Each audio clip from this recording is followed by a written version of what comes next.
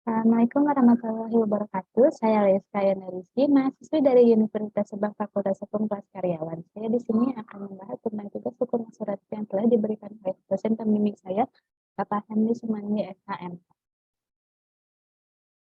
Pertanyaan yang akan dibahas tentang ilustrasi Tuan Kom Sansin mengasuransikan mobil pribadi miliknya di PT Asuransi Batur ke orang-orang ke Batur. Suatu hari, mobil Tuan Kom dikendari oleh Mas Popo, yaitu temannya Tuan Kom tanpa seizin dan terjadi tabrakan. Mas Popo mengaku salah dan bersedia ganti rugi kepada Tuan Kom. Tetapi Tuan Kom memperhitungkan hutangnya di masa lalu kepada Mas Popo sehingga ganti rugi tersebut dianggap lunas. Tuan Kom mengajukan klaim asuransi kepada PT Asuransi Batur ke orang-orang ke Batur. Pertanyaannya adalah, dapatkah penanggung memenuhi klaim dari Tuan Kom? Dan yang kedua, apakah dibenarkan Tuan Kom membebaskan ganti rugi kepada Mas Popo? Jawabannya, apabila penanggung membayar premi sesuai perjanjian awal dengan pihak tertanggung sebagaimana pasal 246 KUHD, terdapat rumusan dengan mana penanggung mengikatkan diri kepada tertanggung dengan menerima premi. Pada dasarnya, setiap polis asuransi kendaraan bermotor mengatur hal-hal berikut. Yang pertama adalah kerugian atau kerusakan kendaraan bermotor yang dapat ditanggung oleh pihak penanggung. Dalam polis asuransi kendaraan bermotor ditentukan jenis kerusakan apa saja yang dapat ditanggung oleh penanggung dan kecualian apa saja yang tidak dapat ditanggung. Yang kedua, tanggung jawab.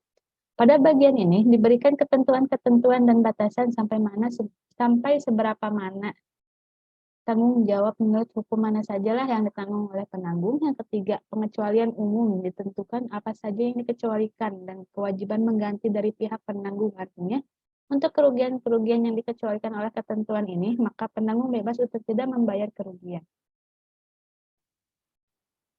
Yang berikutnya adalah syarat-syarat umum meliputi yang pertama, hari dan tanggal kapan serta tempat di mana asuransi kendaraan motor diadakan. Yang kedua, nama tertanggung yang mengasuransikan kendaraan bermotor untuk diri sendiri atau untuk kepentingan pihak ketiga. Yang ketiga, keterangan yang jelas mengenai kendaraan bermotor yang diasuransikan terhadap bahaya yang ditanggung. Yang selanjutnya, jumlah yang diasuransikan terhadap bahaya yang ditanggung.